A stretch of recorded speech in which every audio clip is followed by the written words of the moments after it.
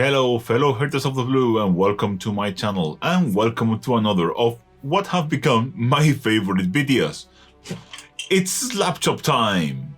In this video I will show you how to paint the amazing plastic Krieg in the simplest way possible so you can get your units on the table as quickly as possible. I also have super exciting news because the people at Vallejo have been watching my Zero Scale and Army Painting series, and they liked them so much they decided to officially sponsor the series from now on. So expect one video a month showcasing the amazing Vallejo products and Express Paints in particular. I will leave a link in the description to the Vallejo web so you can check the immense array of products they offer, where I'm sure you will be able to find a product that suits your needs. And now, let's get cracking.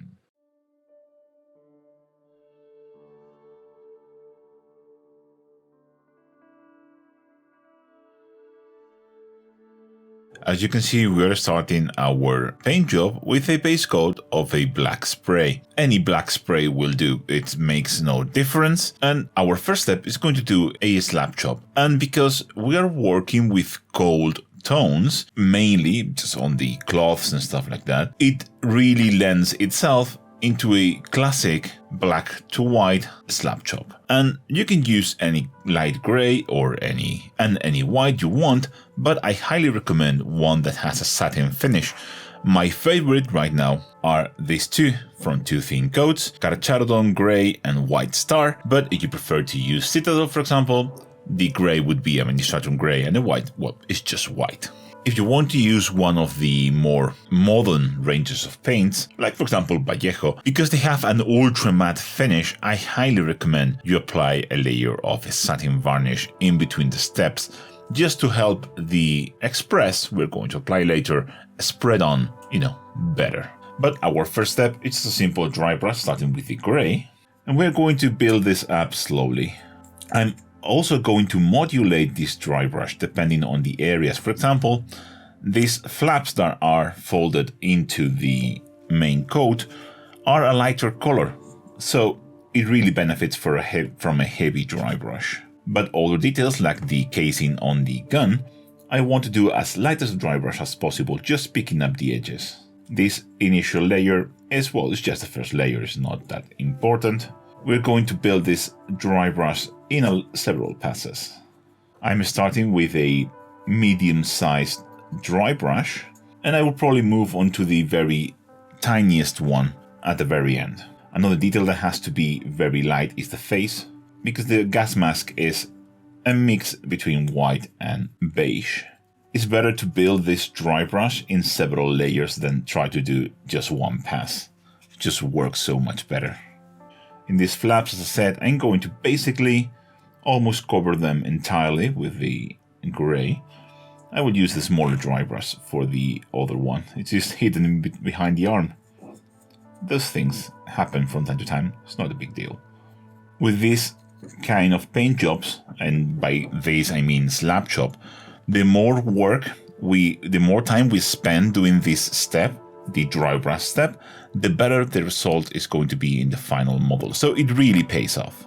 I'm going to take the tiniest brush now to address some of the more crucial details, like this flap, for example. With this dry brush I have way more precision and better access to these details. And I can even pick up some of the more obscured ones. If you can't reach a detail, it's better to have it black than to have a dry brush there. But if we reach, it really pays off if we do even a slight dry brush. Look at how I painted the inside of the coat very heavily with the lighter color. Same for the beige wrappings around the legs. And also the gas mask. I'm going to do one more pass with a dry brush, but with a larger one, just to smooth out all of my paint job. And now we're going to move on to the white. As I said, a satin white is preferable, and I advise you follow that if you want the best result possible. For the white, I'm going to go with a large dry brush. I just feel it gives a better result. And I want to be very light with this, especially on the coat and stuff like that. You just want the lightest pass here. We can be heavier on the folded bits of cloth, but on the main details we just want a light pass. I will go with a tiny brush later just to tune my highlight level, but for now this is what I want. The armor itself is metallic, so I'm not going to bother with it. I'm just going to paint it in a normal way. I just found that I just think that works so much better, at least for me. As I said, I can now come with the tiny brush and just make sure I'm picking up like the correct details. For example, the folded up sleeve cuffs, which need to be whiter, and same for the folded up coat. Here is the final dry brush result. As you can see, I insisted way more with the white and the gray on the light areas, like the wrappings around the boots and the folded up pieces of cloth on the coat, because the coat has a lighter inside than outside, and also obviously the mask because it's beige and white, so that totally makes sense. And now we're going to start applying our express layers on top. When doing that, I prefer to start with the lighter colors, because if I spill onto a darker one, it's easier to fix. And I'm going to start with the beige details, and for this I'm going to use khaki drills. No thinning.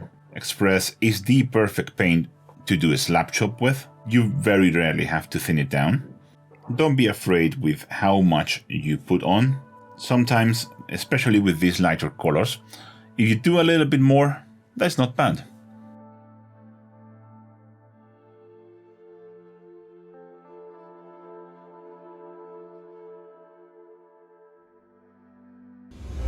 I'm going to move now onto the lighter parts of the coat, and for that color I'm going to do 1 part Caribbean turquoise, 2 parts Wargram blue, and 1 part Express medium. The Wargram blue is one of my favorite Express colors because you can use it to desaturate blues, which in the Express range are very intense. I'm bringing them more into a, a less intense paint, but conserving the hue, which is very important. I am actually quite proud of this recipe of the lighter blue. If I'm honest, it's one of my favorites of the model, because it's a very tricky color to get, and I wasn't happy with what I did in the original heavy contrast video. This one is so much better. And also don't forget to do the inside of the coat with this. It's a small thing, but it does add a lot. With the lighter colors now applied, I'm going to move into the darker colors, and I'm going to start with the pants. And for this, I'm going to use a mix of 1 part Hospitalier black and 3 parts Storm blue. Storm blue has a bit of a purplish hue, which is perfect for the pants and the inside suit of the Krieg.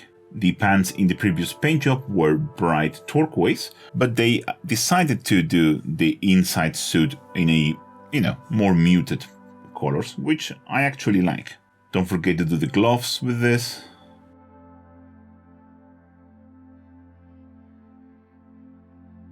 And also very carefully, the inside here of between the gas mask and the coat. Now I'm going to do the dark brown boots, and for that I'm going to use a mix of 1 part Hospitalier black and 1 part Muddy Ground. Hospitalier black is a pure neutral black, which makes a great paint to desaturate and darken colors without adding other colors inside. This combination makes for a beautifully dark but slightly warm brown.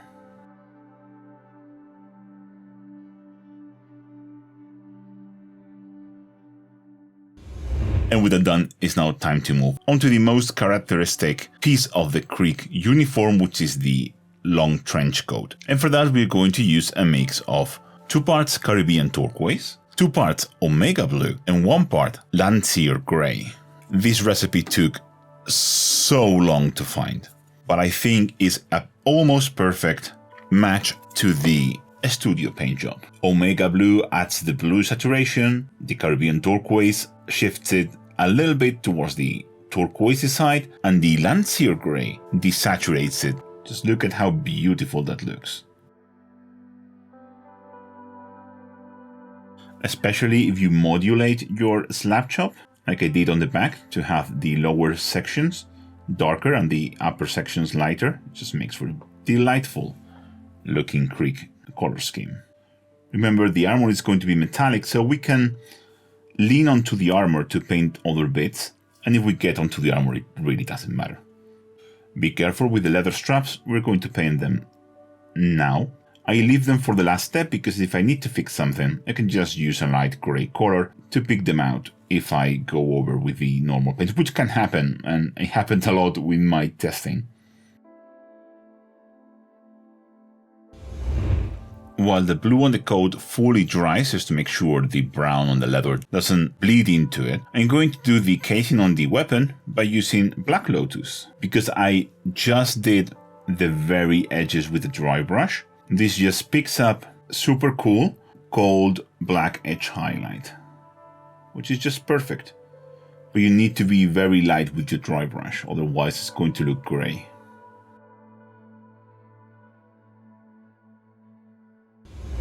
And for the leather, I'm going to use mahogany. Mahogany is just the perfect color for the red-orange leather on the box art. It's literally a perfect match. We're going to pick all of the belts with this.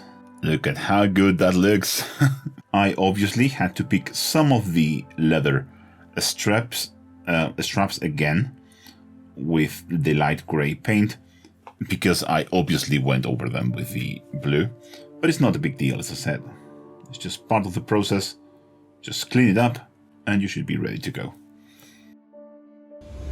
I'm also going to pick with Black Lotus the hose of the gas mask.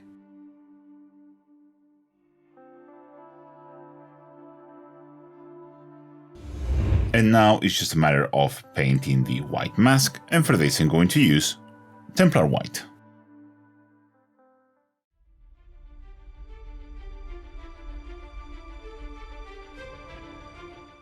And here you have the final results, including the cutest little tank ever. Love that little guy. If you want to know how I painted him and how I finished the rest of the model, I have a video for each thing right now on my Patreon. Check them out. Thank you for watching this video, and don't forget that if you like my videos and want to help me make them, you can follow me on social media. You have the links to all my social media in the description below and in the pinned comment of this video.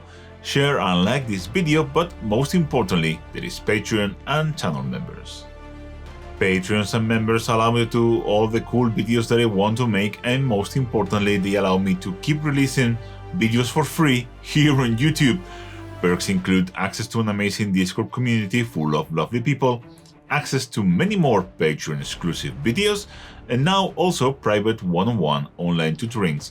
Help me enjoy the list of the coolest persons in the planet, including Carol Hosiawa, Francesco Gambino, Killaman21 Painted by Tainted, La Farrell, Darkroom, Valentin Bedell, Kevin Marshall, Bethet, Diego Gutierrez, Adam Carroll, Jeven Dombrava, Tristan Lennart, Mailbox 2112, Hyde Anderson, Carl Landsberg, Michelle Vorgi, Betty Osthoff, Jason Weber, CS Neon 2000 GS, Rob, Nicholas Brownie, Big Beer 83, Dare Dare, Kim Benston, Alan Hansen, Rob Hassal, Stephen K, Arnau, John J, Emeren Stewart, Anthony Panullo, Rob Jewett, Daniel McCormack Smell, Max G, Dark Griffiths, Victor, Corey Tickler, Lugubrious Camhorn, Liran Shohan, Soisy Jafet, 3Gs, Marco Parasnik, James Coplin, Rogelio Thomas, Wandering Paria, Quintango, Jay Hoover, Nicolas Acebar, Minis Baye, Benjeline, Emily Queen of Sloth, Nicolas David, Agon David, Pablo Cuesta, Benjamin Barbet, Pumpkin Hill, Chris Black, Jacob, Mateus Babiuk, Andrei Michensko, Jake Staines, Stefan Zimmerman, Tom, Martin Reverois, Shishual, Matt Wallace, Robert Macmillan, Henrik, Chester Ross, Adam Foots, Tyler Hughes, Chris G, Allman Gaming, Spacey Joe, Mark Watson, Hamish Donald, Matthew Lang, Stavros Stavro, Mike Regueira, Romania's Miniatura, Just Rex, Dr. Cathaber, Angelos Alexos, Des, Nisev Nicole Ancona, Antoine Darbon, Mark Velecru, Felix Franke, Aaron Verstein, Daniel Ramin, Bolsey, Terry Denham, Planche, Biom, Howard Holville, Stefania All, Stephen Rockford, Roy Nilsson, Oscar Jonathan Thornberg, Nick Nguyen, Dan Mako, Cristalios, Bartosz Walensky, Kevin Mian, Darcy Farrar, Nadius Maximus, Javi Mota, Adam Thaxton, Heather Ramsey, Mark Jarvis, Fergal, Joe Simpson, Christoph Moret, GeForce, Dr. B, Leonard Lindemann, Keanu Murther, Andy Dyer, and Kevin Sulers. And as for me, I will catch you in the next one. Bye!